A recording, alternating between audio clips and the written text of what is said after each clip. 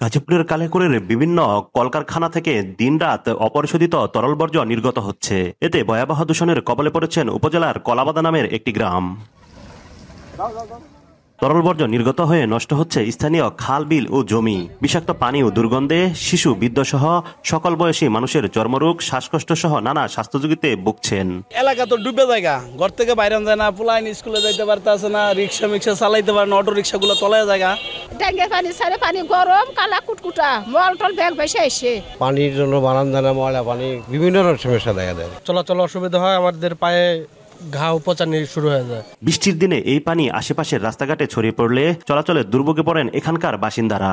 জলজ পানি হারিয়ে যাওয়ায় বিনষ্ট হচ্ছে জীববৈচিত্র্যও।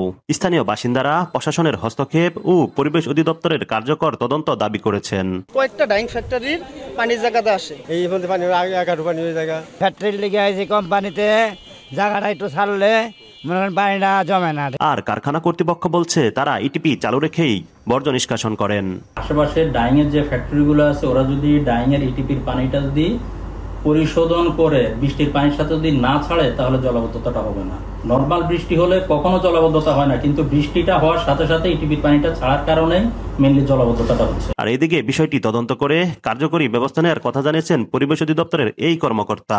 অনেক সময় অনেক প্রতিষ্ঠান তারা ইটিপিগুলো বন্ধ রেখে যথাযথভাবে চালাচ্ছে না বা বন্ধ রাখছে।